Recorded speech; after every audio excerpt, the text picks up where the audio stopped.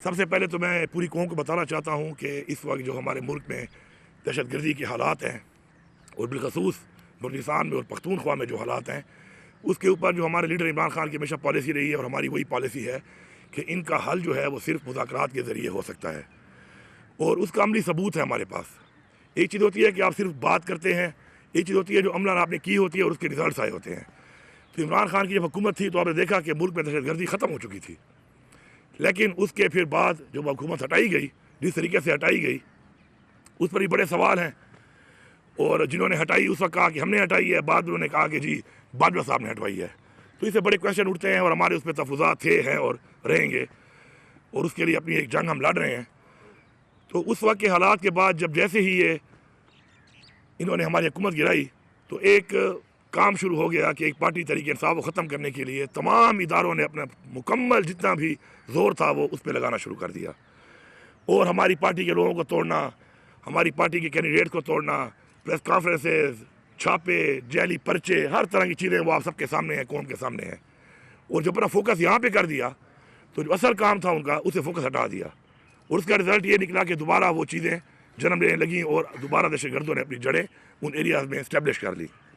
اس میں درمیان میں ایک اور چیز جو ساتھ ساتھ ہوتی رہی وہ یہ تھی کہ عوام کے درمیان اور اداروں کے درمیان ایک گیپ آ گیا، اعتماد ختم ہو گیا۔ ہماری ایک 2200 کلومیٹر کی ایک طویل ایک بارڈر ہے، اور یہ بارڈر جیسے ملک کے ساتھ نہیں ہے، یہ وہ ملک کے ساتھ ہماری بارڈر ہے کہ جس میں دو سپر پاورز نے صرف جنگ نہیں لڑی بلکہ جنگیں ہاری ہیں انہوں نے وہاں پر۔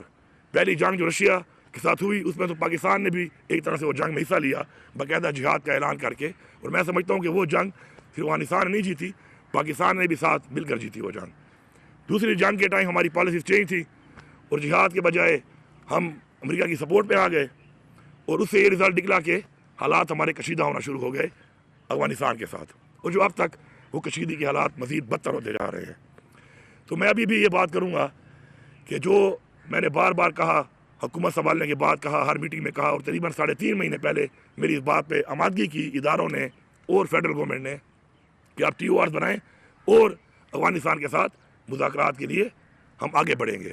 تو TOR بھیجے ہوئے تقریباً 3.5 مہینے ہو گئے ہیں۔ بار بار میں ریمائنڈر بھی دے رہا ہوں کہ میرے ساتھ بیٹھو اس پہ، کیونکہ اسے میں نے جرگے بھی کیے۔ پہلے چھوٹا میں نے ایک جرگہ بنایا، اس کے بعد فالوڈ بائی ایک بڑا جرگہ جو ہم نے ہر قوم سے بندے لے کے بھیجنا تھا، along with جو فیڈرل گورنمنٹ نے ہمیں لوگ دینے تھے اپنے۔ تو ہمارا کام مکمل ہے اس لحاظ سے، لیکن یہاں سے ہمیں کوئی جواب بھی نہیں آ رہا، ہمارے ساتھ بیٹھ کے اس پہ بات بھی نہیں کی جا رہی۔ تو میں پھر دوبارہ یہ کہوں گا کہ ہمیں اس کے اوپر سنجیدگی سے سوچنا چاہیے، اس کے بغیر کوئی حل نہیں ہے اس کا۔ اور آپ کے سامنے جو حالات چل رہے ہیں اس کا جو رزلٹ آ رہا ہے دوبارہ، وہ ابھی ریسنٹلی جو ایک واقعہ ہوا ہے کاٹلانگ میں۔ اب کاٹلانگ کا جو یہ علاقہ ہے، جہاں جہاں بھی بارڈر کہیں پہ جا کے لگتی ہے تو اس کے نیچے کے علاقے بھی اس سے ظاہری بات ہے پھر متاثر ہونا شروع ہو جاتے ہیں اگر آپ پراپرلی اپنی ریٹ کو بحال نہ کریں۔ آپ پورے ساؤتھ کے بھی میں دیکھ رہے ہیں، نیچے کے جو ضلع ہیں وہ اس وقت سارے کے سارے جو ہے وہ دہشت گردی کی ذات میں آئے ہوئے ہیں۔ اس طرح جو اوپر والا علاقہ ہے اس میں بھی 9 مہینے پہلے ہمارے ایک SSP جو ہے اعجاز صاحب شہید ہوئے، یہاں پر ادھر ہی دہشت گرد موجود تھے اور ان سے مقابلے میں وہ شہید ہوئے، اور اسی علاقے میں ان کے جو ایلیمنٹس ہیں یہ پائے جاتے ہیں، اور اس کے اندر 2 بڑے میجر جن پہ بہت بڑے ہیڈ بنی تھے 2 ٹیررسٹ یہاں پہ مارے گئے۔ لیکن انفارچونیٹلی کیپیسٹی کی کمی ہے، اور یہ فیڈرل گورنمنٹ کی ذمہ داری ہے کہ اس کے اندر ہمارے 10 بے گناہ شہری، خواتین، بچے اور ہمارے شہری جو ہے اس میں شہید ہو گئے، جس پہ ہم مذمت بھی کرتے ہیں، اور ہماری ذمہ داری بھی ہے کہ اپنے شہریوں کو ہمیں تحفظ دینا ہے۔ تو اب میں جو ہمیشہ ایک بات کرتا ہوں کہ ہر چیز میں سیاست نہ کی جائے۔ مجھے نہایت ہی افسوس ہے فیڈرل گورنمنٹ کے اوپر، ان کے منسٹرز پہ اور وزیر اعظم پہ، کہ جس طریقے سے ہمارے شہری شہید ہوئے اور انہوں نے اس کو ایسا رنگ دیا جیسے کچھ ہوا ہی نہ ہو، جبکہ فیلئر ان کا ہے۔ میں یہاں پہ واضح کرتا ہوں کہ انٹیلیجنس بیسڈ آپریشنز ہوتے رہتے ہیں ان ایریاز میں جہاں پہ اطلاع ملتی ہے کہ ٹیررسٹ موجود ہیں یا کوئی تشکیل آ رہی ہے۔ اس میں ہماری پولیس بھی ہوتی ہے، CRD بھی کام کرتی ہے، اور آرمی ادارے، لا انفورسمنٹ ایجنسی بھی کام کرتی ہیں۔ اس IBO کے اندر نہ ہماری حکومت کو پتہ تھا اور نہ ہماری پولیس تھی اس کے اندر۔ یہ پیور آپریشن تھا اور ان اداروں کا تھا کہ جو فیڈرل گورنمنٹ کے نیچے آتے ہیں۔ بجائے اپنی کیپیسٹی بہتر کرنے کے، بجائے اپنی غلطی ماننے کے، افسوس کرنے کے، الٹا اس کو ایک اور رنگ دینا میرے خیال میں آنکھیں بند کرنے والی بات ہے، اور آنکھیں بند کرنے سے یہ مسئلے حل نہیں ہوتے۔ ہمارا یہ فرض ہے کہ کولیٹرل ڈیمیج پہلے بھی ہوا ہے عام شہریوں کا، مختلف جو میجر آپریشن ہوئے. اب یہ جو چھوٹے چھوٹے اس طرح کے جو آئی بی اوز ہیں جو ایسے علاقوں میں ہوتے ہیں، اگر ان میں بھی یہ کام ہوگا تو ہم اس کی مذمت بھی کرتے ہیں اور ہم اس کو برداشت بھی نہیں کریں گے. یہ ایک کلیئر میسج ہے ہمارا.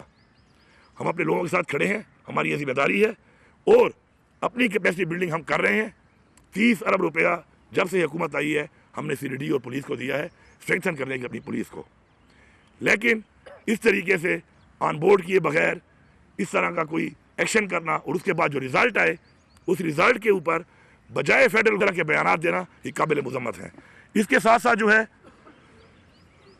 دوسری بات کہ ہمارا جو پروونشل ایکشن پلان ہے اس پہ ہم نے کام شروع کیا ہوا ہے، اور ہم نے اپنا پروونشل ایکشن پلان جو بنایا ہے وہ ہم نے یہ چیزیں مد نظر دیکھ کر بنایا ہے کہ اس سے پہلے جو تجربات ہوئے، جو چیزیں ہوئیں، ان کا کیا رزلٹ آیا، اور اب ہم کیسا پلان بنائیں گے جس سے ہمیں اچھے رزلٹس آئیں گے. اس کے اندر الحمدللہ ہم نے اس ورکنگ شروع کی ہوئی ہے، اور اس کو ہم آن گراؤنڈ جس طریقے سے کر رہے ہیں اس کے بڑے اچھے نتائج آ رہے ہیں. آپ نے خود دیکھا کرک کے اندر حملہ ہوا اور عوام نکلی کہ ہم اپنی پولیس کے ساتھ ہیں، فورسز کے ساتھ ہیں، اور ہم مقابلہ کریں گے دہشت گردی کا. اس طرح لکی کی عوام نے اسی طریقے سے اعلان کیا کہ اگر کوئی حملہ ہوگا، دہشت گردی ہوگی تو ہم بھی کھڑے ہوں گے.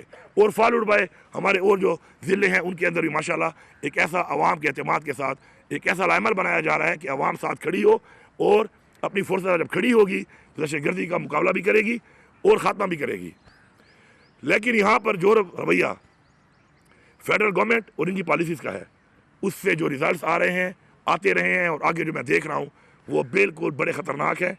اس لیے میں دوبارہ ریکویسٹ کر رہا ہوں، اپیل کر رہا ہوں کہ جس بات چیت کے اوپر آپ نے آمادگی کی ہے اس کے اوپر آگے بڑھیں، اور آگے بڑھ کے، کیونکہ جب تک افغانستان کے اندر امن نہیں ہوگا، اس بارڈر کے اوپر حالات ٹھیک نہیں ہوں گے، اس وقت تک اس پورے ریجن میں امن قائم نہیں ہو سکتا.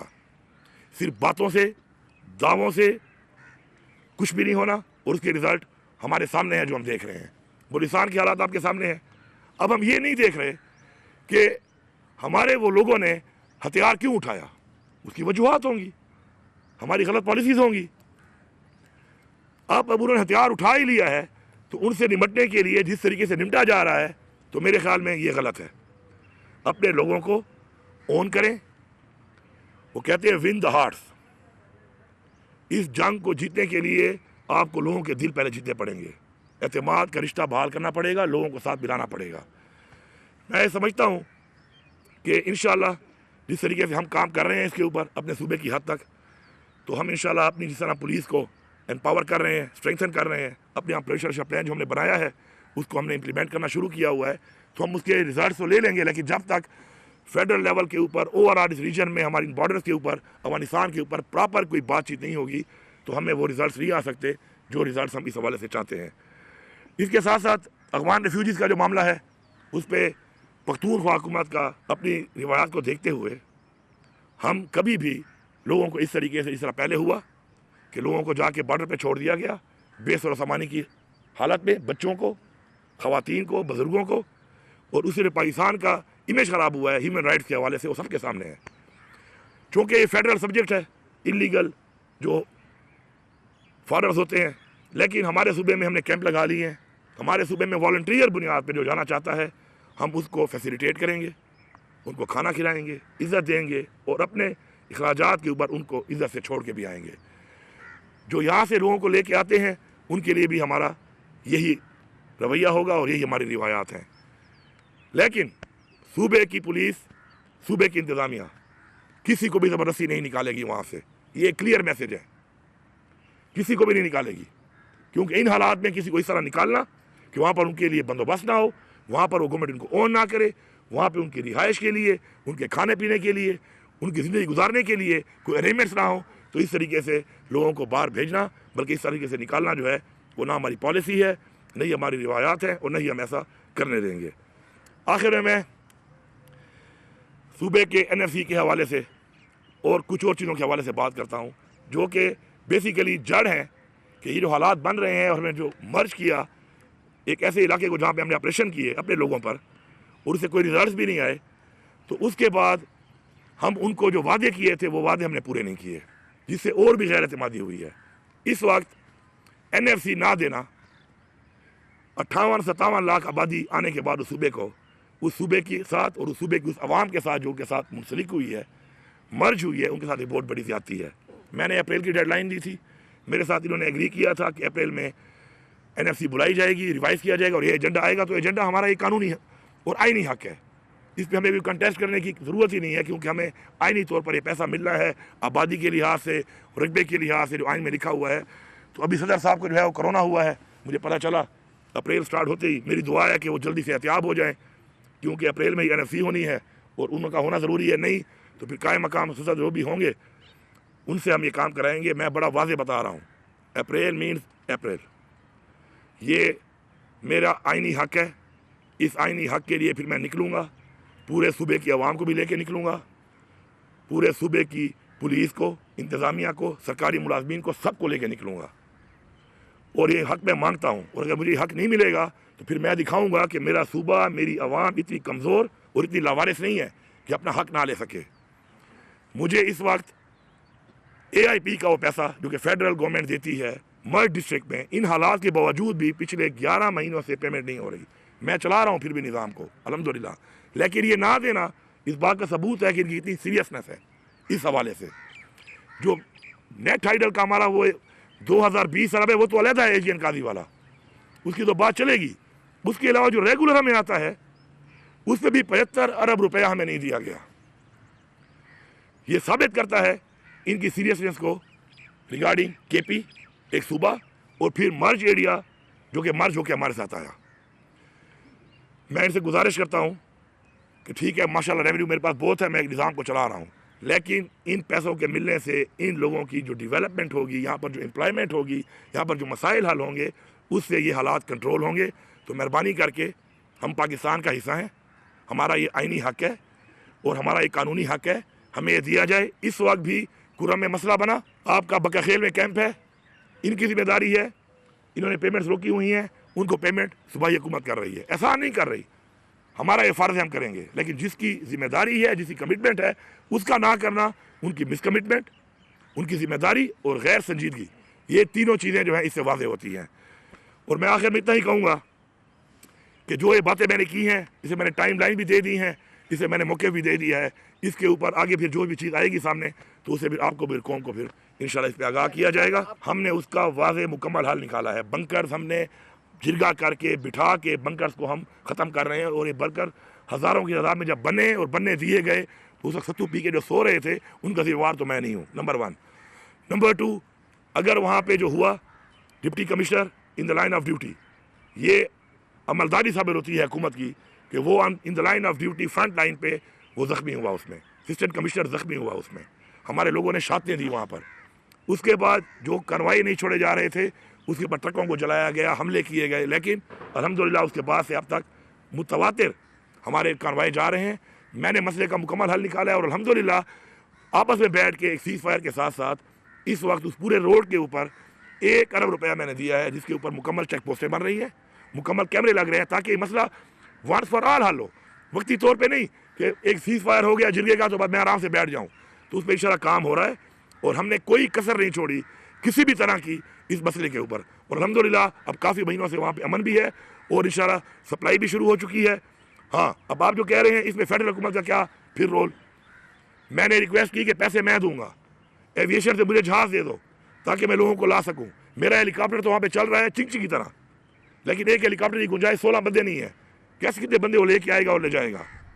फिर कुछ फ़्लाइटों के बाद उसको फिर दोबारा ठहराना पड़ता है। हेली की सर्विस एक और तरह की है।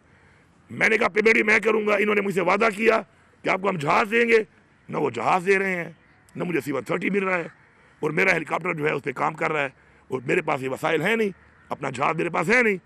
तो ये भी हमारे पार्ट पे तो जो है हमने किया, इनके पार्ट पे जो था इन्होंने कुछ नहीं किया। देखिए जी, पहली बात तो है कि दहशतगर्दी पाकिस्तान में क्यों, ये एक बहुत पेचीदा बात है।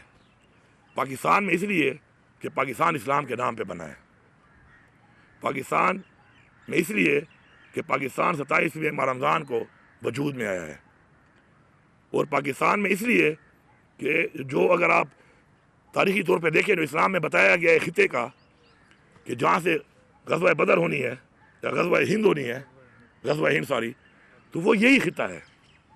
ٹھیک ہے.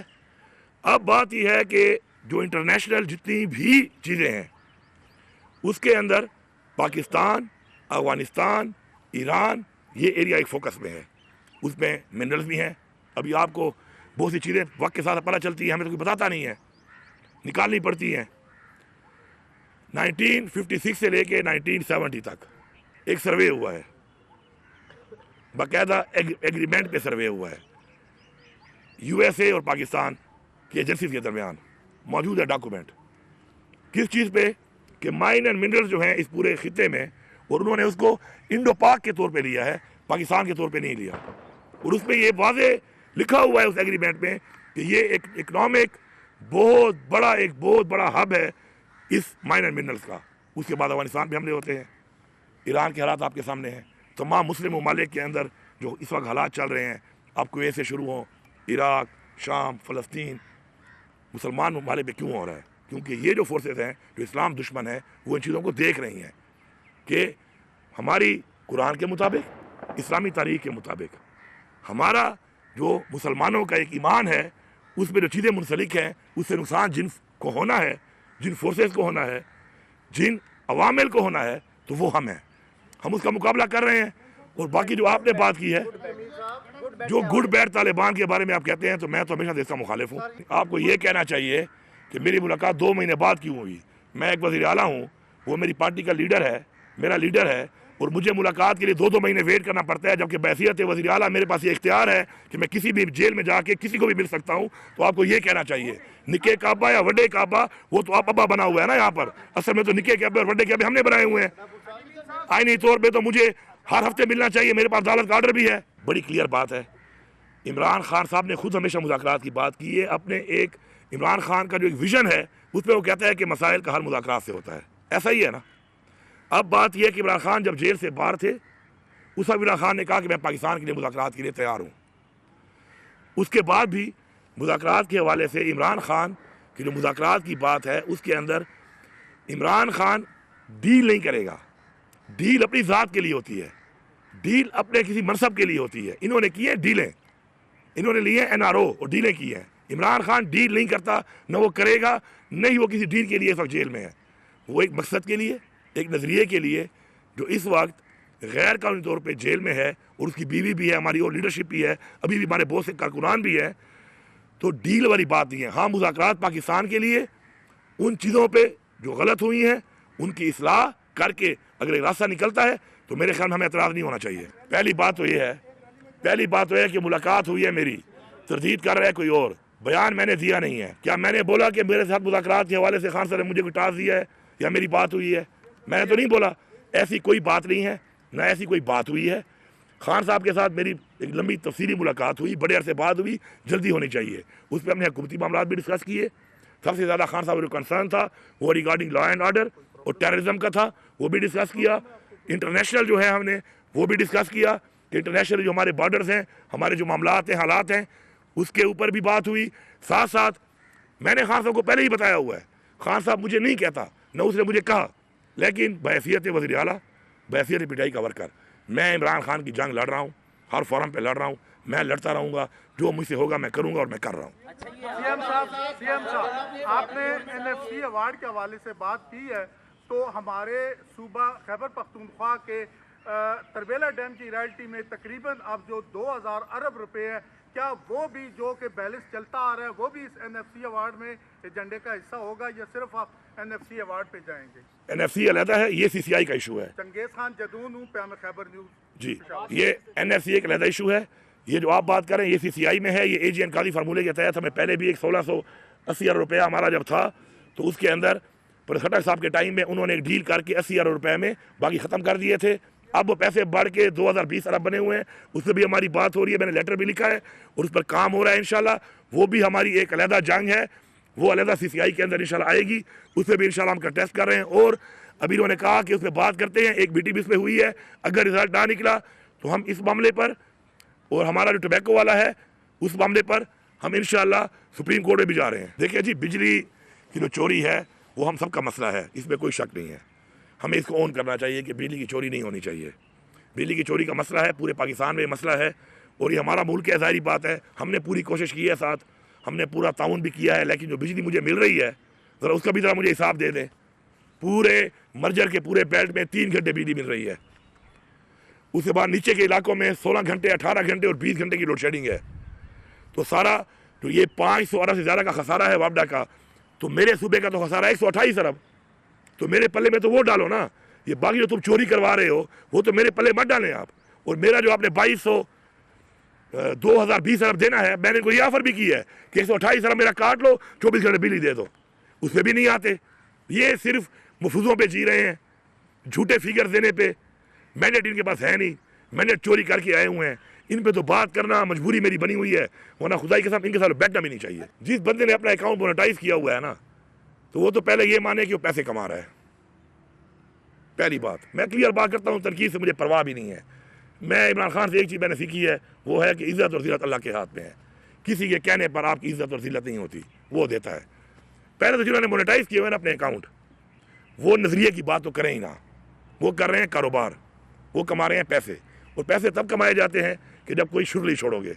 جب میں شرلی چھوڑوں گا نا تو اس شرلی کو فالو زیادہ لوگ کریں گے اور سنیں گے، تو میں نے ڈیلی ایک شرلی چھوڑنی ہے۔ اب شرلی ہو یا نہ ہو، میں نے چھوڑنی اس لیے ہے کہ $200 ہو یا $2000 ہو، میں نے تو کمانا ہے۔ اب ان کے پیرا میں تضاد آپ خود دیکھ لیں۔